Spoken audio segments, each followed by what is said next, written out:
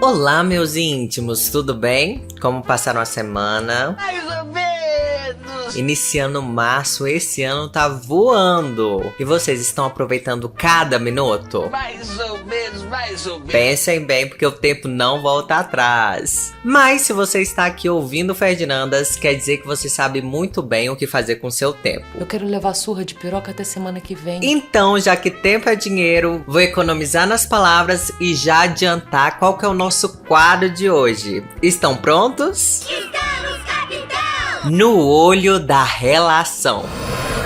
Prenda o ar. Segure a emoção, porque estamos no olho da relação com Ferdinandas.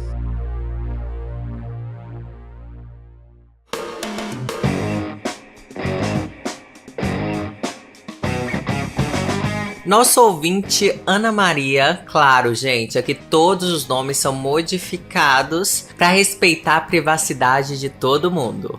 Então a Ana Maria conta que foi criada em uma família evangélica, que ela sempre foi muito certinha, sempre foi mais conservadora, de usar roupas longas, o cabelo longo, bem característico de algumas igrejas evangélicas mais ortodoxas, vamos dizer assim. Amém. E a família dela sempre foi muito séria, muito respeitada na cidade. Eles moravam na região metropolitana de Brasília. Então ela cresceu na igreja, aquela formação cristã, e corria tudo bem. Aleluia!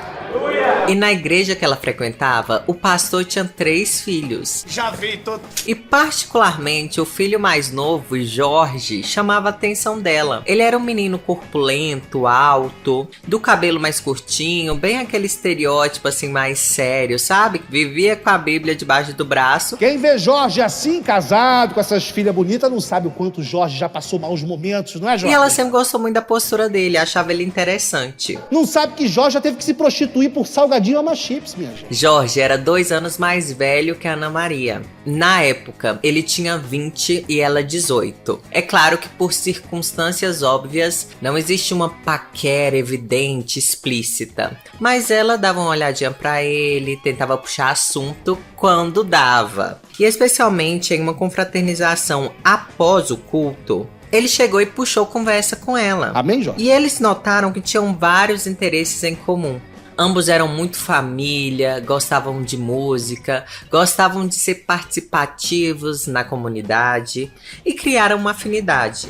A partir desse momento, eles não se desgrudaram mais. Com a bênção da família de ambos, eles começaram a namorar e uma coisa levou a outra. Transava. Quero dizer, ao casamento. Porque nunca passou na cabeça de Ana Maria casar sem ser virgem e muito menos Jorge, filho do pastor, avançava o sinal. Ele era sempre muito respeitador. Brochei muito, tá, igreja? Brochei porque ficava nervoso. E assim foi. Eles casaram em uma cerimônia pomposa para fazer jus ao filho do pastor e foram morar juntos. Ali mesmo, no bairro onde morava a maior parte dos familiares dos dois. E a vida sempre foi muito tranquila. A Ana Maria fala que o Jorge era muito respeitador, que ele era um homem mais sério, que não gostava muito de brincadeira, mais caseiro. Ele acabou formando como advogado, então ele foi crescendo aos poucos no trabalho e ele tinha uma rotina muito organizada. Maria dona de casa e o Jorge trabalhando no escritório de advocacia. Após 4 anos de casados, vem o primeiro filho, Jorge Filho. Para honrar, né, o pai, que era um exemplo de moral e bons costumes. O nosso exemplo vivo de hoje no programa. Depois disso, sucedeu uma escadinha. Veio a Laura, 1 ano depois. 11 meses depois, Isaac. E a caçulinha, 3 anos depois, Esther. A minha família, a gente canta. Tira suas carabinas de nós. Pegajoso não pega. Vamos lá. A família vivia muito bem, seguiam as doutrinas pregadas pela religião. Toda semana eles iam 2 vezes à igreja, frequentava ali as confraternizações do grupo. Ana Maria fala que a vida dela era organizar a casa e cuidar dos filhos. Além disso, ela tinha amizade com algumas pessoas do bairro, ajudava em algumas obras de caridade, e era isso a vida dela. Lembra do Bela Recatada e do Lar? Aparentemente, sem muitas novidades, a vida do casal bem tranquila. Eles foram prosperando aos poucos, Jorge foi mudando de carro, foi ampliando a casa e a vida ia muito bem. Só que Ana Maria notava que ele ficava cada vez mais no escritório. Eu estou sentindo uma treta! Sempre afirmando estar trabalhando muito, ter pegado novas causas, que os prazos estavam acabando, e isso se tornou uma rotina na vida da família. Ela notou que o marido estava cada vez mais distante, menos participativo da vida da família. A única coisa que ele não deixava de fazer, se não teria maiores problemas, era frequentar a missa. Então toda semana ele ia 2 vezes à missa. É verdade, igreja! Mas fora isso, a rotina estava muito desorganizada. Ele não tinha horário para chegar em casa. Vai dar merda. Mas como Ana Maria via que isso convertia em dinheiro para a família, que a família estava bem, eles conseguiam viajar, conseguiam ter uma qualidade de vida, ela não questionava muito. Grana, dinheiro, bufunfa. Até porque, como ela conta, na casa dela não existia isso da mulher ficar questionando o homem, né? Tinha que ter confiança acima de tudo e o marido era a cabeça da família. Isso é, por exemplo, um arquétipo que nasce das religiões que fundam a cultura do Ocidente. Só que quando o filho mais velho de Ana Maria e Jorge já estava ali com seus 26 anos... Ou seja, Ana Maria já tava com 48 e o marido dela com 50. 50 e todos. Ela falou, ai gente, chega. Eu acho que eu já me dediquei muito à minha família. Já tá praticamente todo mundo criado. O Jorge, filho, já tá querendo se casar, sair de casa. Depois dele vai um atrás do outro. Então eu vou me dedicar um pouquinho à minha vida. E aí ela tomou coragem, conversou com o Jorge pai e entrou em um acordo que ela iria trabalhar o período da tarde. É justo, é muito justo, é justíssimo. Como auxiliar administrativa de uma mulher da igreja que tinha uma empresa de material de construção. Jorge, a princípio, foi meio contragosto, afinal de contas, a esposa sempre ficou em casa, e isso tem suas comodidades, né? Comida quentinha na hora, roupinha arrumada. Mas Ana Maria falou que continuaria cumprindo com seus deveres de casa. Laura e Esté, que já estavam grandes, que ajudavam muito, então que isso não seria um problema. Depois de muita insistência, Jorge aceitou e assim foi. Ana Maria ficou muito feliz nessa época, ela sentiu que ela estava se libertando, que ela estava focando mais nela. Querendo ou não, Jorge nunca foi de restringir dinheiro, mas agora ela tinha mais liberdade, ela tinha um dinheiro que ela considerava dela. Sou rica! Pra gastar sem dar satisfações, então tava muito bom. E o marido continuava muito ausente em casa, então foi uma forma também dela preencher essa brecha. E aí, vida que segue, todo mundo vivendo bem, em harmonia, até que algo acontece que muda totalmente os rumos dessa família exemplar.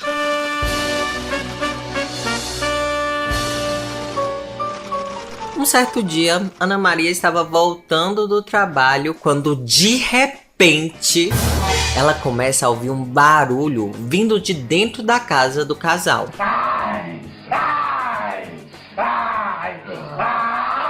E nesse horário não era pra ninguém estar em casa. Todos os filhos estavam na faculdade, o Jorge filho e o Jorge pai estavam trabalhando. Ana Maria ficou muito assustada. Eu também. Jorge filho trabalhava ali perto numa mecânica, então ela correu até o filho e falou: filho, vamos lá em casa, tem alguém lá dentro, tá muito estranho. Eu coloquei a chave na porta, mas não abri, porque começou a ter um barulho. Aí ele, vamos, mãe, será que não é o caso da gente chamar a polícia? Não, vamos primeiro lá. E aí depois, se for alguma coisa, a gente chama a polícia. Então, o Jorge filho já se armou lá pra entrar. E vagarosamente, eles entram na casa. Eles colocam o primeiro pé e já começam a ouvir um barulho muito estranho. Vindo do quarto do casal. E o que eles vão ver então é algo que eles nunca imaginaram em nenhuma das hipóteses. Simplesmente, ao abrir a porta, Então vamos orar? eles se deparam com Jorge pai de 4 sendo encarcado por outro homem. Essa é uma revelação chocante que ficamos sabendo nesse exato momento. Ana Maria fala que a sensação é de que o chão estava se abrindo embaixo do pé dela. Demorou um tempo até ela assimilar o que estava acontecendo. Não é nada disso que você está pensando? Ficou desesperada, ela começou a gritar compulsivamente e o Jorge viu aquela cena e já foi levantando. O cara também meio que saindo fugido. E pra piorar tudo isso, Jorge Filho avança em cima do amante do pai, que estava aflito tentando pegar sua roupa e sair daquele lugar. E aqui Ana Maria já estava gritando, questionando como Jorge podia ter feito isso com ela, com a família deles. Como ele podia estar desonrando a família, principalmente com outro homem. Relacionaste com homens aqui da região também, Jorge? Não, mas gente, é outra coisa. Se ele não sabia o peso disso, como os filhos dele iam olhar pra ele, como a comunidade, a igreja, o pai dele ia olhar pra ele. Olha com os olhos. O escândalo estava formado, os vizinhos ouviam, todo mundo já estava saindo na rua para ver o que estava acontecendo. A essa altura, Jorge Filho já tinha colocado o amante do pai pra fora, escorraçado. Tem que quebrar o pau logo, fica só conversando, e já estava indo pra cima do pai, batendo e xingando horrores, chamando ele de sem vergonha, que não acreditava que era possível aquilo que ele estava vendo. Logo ele, que exigia tanto que a família fosse perfeita, que dava um de machão, de durão, fazer aquilo ainda na casa da família. Este elemento cara de pau. Gente, o Jorge pai ficou sem palavras, saiu a miúda de casa, pegou poucas roupas. Daí a Ana Maria não sabe pra onde ele foi. É aquela casa de campo que tu organizava aquelas metelanças com bicho não, né, Jorge? Pastor, Claro que não foi buscar apoio na família dele, porque sabia que todo mundo a essa altura já estava sabendo e seria extremamente contra, por todos serem muito religiosos. Ana Maria conta que foi a maior vergonha e decepção da vida dela, que ela nunca suspeitou. E sou macho até embaixo de outro macho. Eu até questionei pra ela se o marido tinha algumas preferências estranhas, se ele gostava, se ele curtia alguma coisa diferente, se ele queria alguma inversão de papéis, ou se ele de alguma forma olhava diferente pra outros homens, se ela já desconfiou de algo. E ela fala que não, que ele, pelo contrário, fazia a linha machão, e ele tem um estereótipo físico de machão. Sente só a mordedura, mocreia! Inclusive, no sexo, ela fala que ele era muito recatado, que ele não gostava de inventar novidade. E ela, como também era muito reservada, casou virgem, também não arriscava se aventurar. Claro que hoje, ela pensando, ela fala que ele teve uma mudança ali, que ele começou a chegar muito tarde do trabalho, sempre com uma desculpa, mas que ela acreditava que isso era normal. Afinal de contas, ele tinha que sustentar mais 5 pessoas. Então que ela nem via motivo pra questionar. Depois disso, a Ana Maria fala que ela simplesmente fez as malas dele e entregou pra família dele, que ela não teve coragem de encontrá-lo, e ele nunca buscou a ela pra explicar nada, pra pedir perdão ou qualquer coisa do tipo. que animal, filha da p... Que ela ficou extremamente abalada, que ela começou a suspeitar de tudo e de todos, como ela foi feita de boba por tanto tempo, que ela simplesmente entrou em uma depressão profunda, passou a desacreditar do amor, de qualquer tipo de relacionamento. Além disso, ela ficou extremamente envergonhada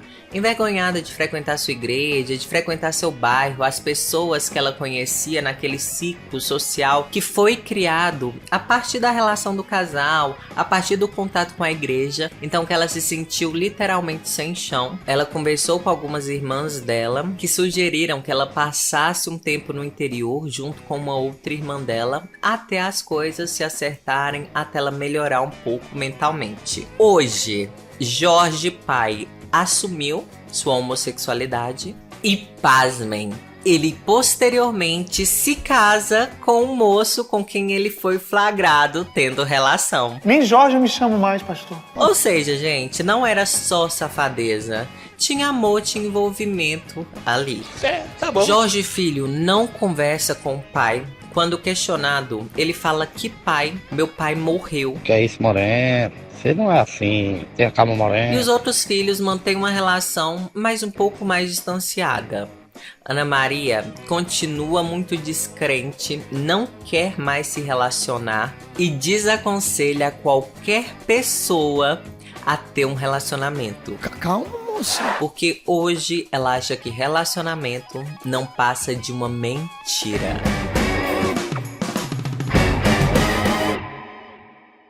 Moral da história. Quem muito banca o machão pode ser, na verdade, só bom de atuação. Gente, o que falar desse caso, que é um caso muito comum, que a gente vê muito. Eu não tenho nenhuma piada pra Eu acho que aqui a gente tem um contexto em que, claro que não é defendendo o Jorge, eu acho que quando a gente esconde a nossa identidade, a nossa sexualidade e inclui terceiros nessa questão, ele construiu uma família, enganou essa mulher por anos. Ele é um grandíssimo filho da puta! Porque com certeza não foi do dia pra noite, não foi depois de 20 e tantos anos de casamento que ele desenvolveu essa orientação sexual, não. Ou que ele descobriu a sua orientação sexual.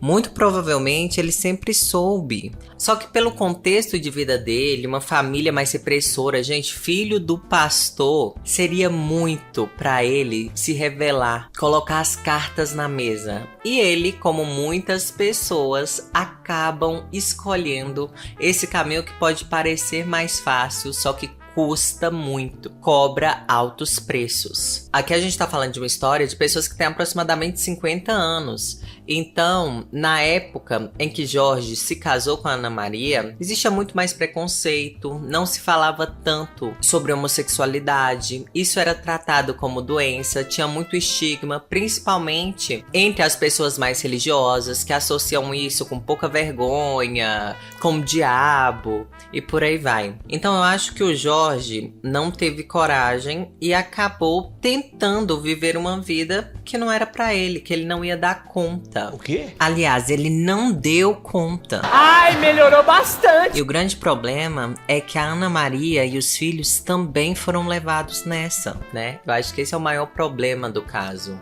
Mas sem dúvidas que não deve ter sido fácil pra ele viver assim. Por anos fingindo ser quem ele não era. Olhando pra essa parte dele, às vezes com raiva, com tristeza, como se fosse algo errado. Então, pra mim é uma história de sofrimento mútuo. Tanto dele quanto da Ana Maria. E dos filhos, porque no final das contas ninguém saiu ileso dessa. E olha como o inconsciente da gente é esperto, né? Não é à toa que o Jorge foi ter relações com esse homem na cama do casal. Simplesmente ele não conseguia mais esconder essa verdade, mas ele não conseguia falar. Então, essa foi a maneira que a mente dele lidou para possibilitar que o segredo fosse revelado, sem ele ter que passar pelaquela dor de falar. É aquele, ai, aconteceu, foi sem querer, quando a pessoa quer ser flagrada inconscientemente, porque aí a culpa não foi dele, né? Ah, coitado, teve azar, a mulher chegou na hora errada. Gente, quem faz isso dentro de casa, próximo ao horário que acaba o trabalho de alguém, tá querendo. É a verdade. E é esse querer inconsciente de alguém que guardou um segredo por muitos anos e sem dúvida sofreu muito por isso. Mas que de alguma forma não conseguia mais sustentar essa mentira. Ai, Fernanda, mas ele poderia ter terminado de uma forma diferente, os filhos já estavam criados. Gente, ele não poderia. Por quê? Porque a gente só faz o que a gente dá conta. Ele não deu conta. Quando a gente entende que as pessoas fazem o que elas conseguem, a vida também se torna mais leve. Eu falo, o e se, na verdade, é uma grande ilusão. E se ele tivesse contado? Ele não contou porque ele não dava conta. Precisou acontecer uma, entre aspas, tragédia para ele se libertar. O inconsciente precisou agir porque ele não conseguia dar voz, ele não conseguia fazer. Como eu disse, era muito doloroso falar. Que eu acho que não existe aí culpados. Existem vítimas. Ana Maria é uma vítima, ele é uma vítima, os filhos são vítimas. Porque também é exigir muito, né? Muita coragem de alguém há 50 anos atrás, nesse contexto familiar, bater no peito e assumir, né? Claro que seria louvável se ele fizesse, mas não deu conta. Agora, o que me entristece é a Ana Maria ter sido tão negativamente impactada com isso. Já tem alguns anos que isso tudo aconteceu e ela continua presa nessa história, não conseguiu seguir em frente. Continua suspeitando de tudo e de todos, descrente do amor. Isso que eu acho que é o mais triste. Isso e o filho não conseguir perdoar o Jorge. Eu sei que não é fácil, né? Você viver enganada por 20 e tantos anos, uma vida de mentira, você passa a suspeitar até dos seus pensamentos, das suas intuições. Nossa, se uma pessoa me enganou por 20 e tantos anos, quem mais não vai me enganar? Até para se relacionar com alguém depois disso, você tem que fazer uma terapia tremenda. Porque às vezes a pessoa fala, eu vou ali no supermercado. Você vai pensar, será que ele vai no supermercado mesmo? Atrasou, devia estar fazendo uma outra coisa. Então é realmente muito difícil conseguir confiar no outro depois de uma história dessa. Tomara que a Ana Maria consiga. Amém? Que ela se liberte, que ela entenda que não tem nada a ver com ela. Que podia ser ela, mas podia ser Joana, Joaquina, Stephanie, qualquer outra pessoa. Porque o Jorge só precisava de alguém que ele tivesse um pingo de afeição para viver uma vida de mentira. Porque assumir a vida de verdade era muito complexo. E que o Jorge filho, né, não é à toa que ele recebeu o nome do pai, essa ligação. Ele tem tanta raiva do pai por ser muito ligado, né, ao pai. A gente não consegue odiar com muita intensidade quem a gente não amou com muita intensidade. Então que ele consiga perdoar esse pai. Porque quando a gente consegue perdoar o outro, muita coisa cura dentro de nós. Bateu uma salva de palma aqui pro profissional. Mas que essa família, de alguma forma, reaprenda a viver como família. Aceitando as diferenças, perdoando. Ai, gente, a vida é tão curta pra gente guardar tanto rancor. Quando a gente perdoa, a gente muda a página. A gente abre os nossos caminhos. Porque, querendo ou não, Ana Maria e o Jorge Filho estão presos naquela cena, naquele dia que eles flagraram os dois na cama. Então, só o perdão faz a gente se libertar e viver uma vida a partir disso, né? Porra, me emocionei até agora, porra. É isso que eu desejo para essa família. E antes de finalizar, entrando em algo mais profundo, já que esse caso também é sobre religião, Deus é perdão, compaixão, rendição. Deus não é julgamento, não é guardar rancor. Ir à missa 2, 5, 10 vezes não te aproxima de Deus. O que te aproxima de Deus são seus atos. Isso vale para todos, inclusive para os pais do Jorge, né? Eu espero que eles também abram seu coração pro filho.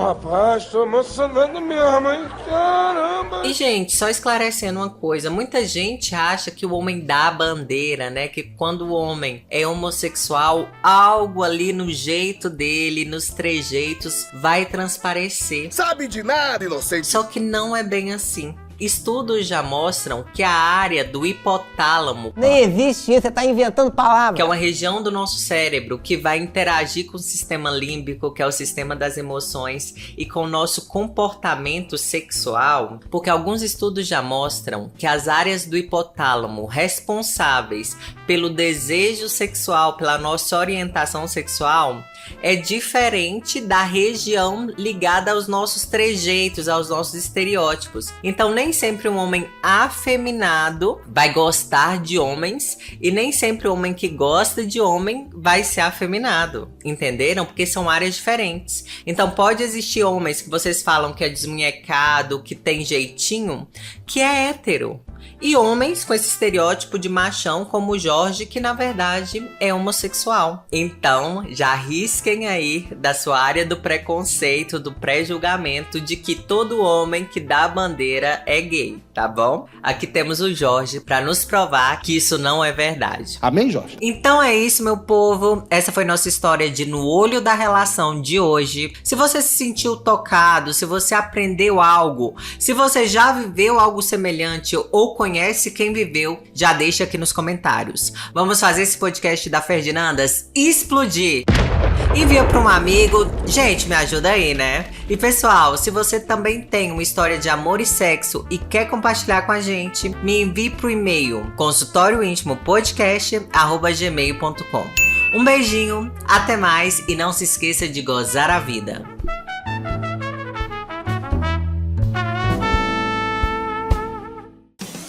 Esse podcast foi editado por Rodrigo Nigri.